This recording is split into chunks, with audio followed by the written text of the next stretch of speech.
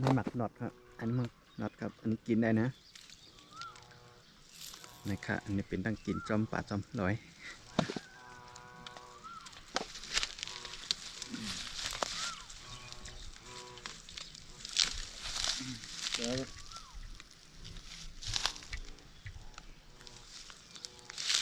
จะกินของแปลก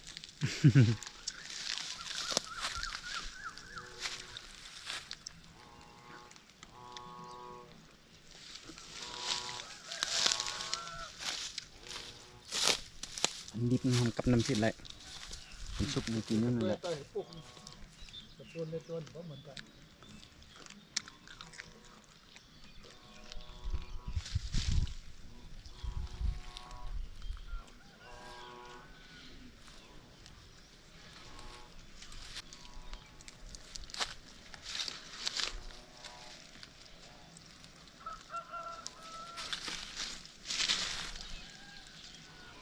น้ำเต็มนะ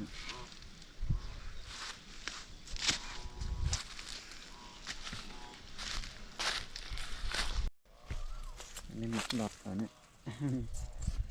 ร้อยอ่ะร้อยไหน ร้อยๆครับ ดูแลบอ่ะเฮ้ยร้อยไหน น็อต ตอนนุ่งมือให้พวกสำพวกไงถึงกับน้ำพริกแค่หนาเนี่ยนะ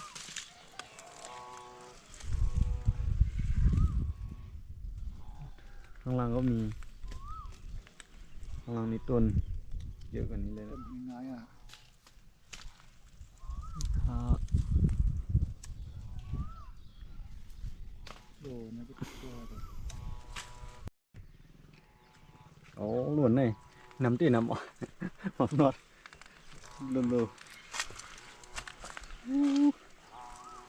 ปุ้งนี่ปุ้งหวานน่ะ เล็กในแคบๆหนาเรียกๆขนาดหน่อยกวบยำน้ำพริกขนาดได้แค่นี้นะ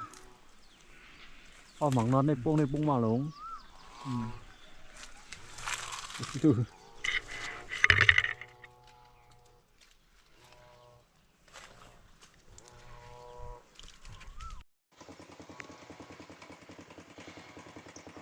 หมักก้อนค่ะ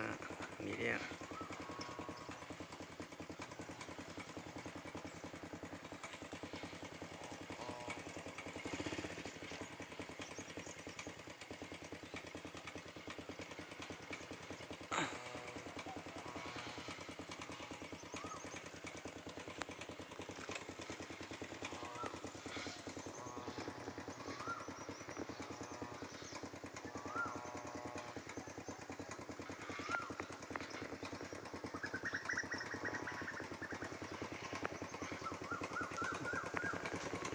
คนซุ่มในลีน่ะบอกลูกซุ่มมาจำในลีน่ะบอกลูก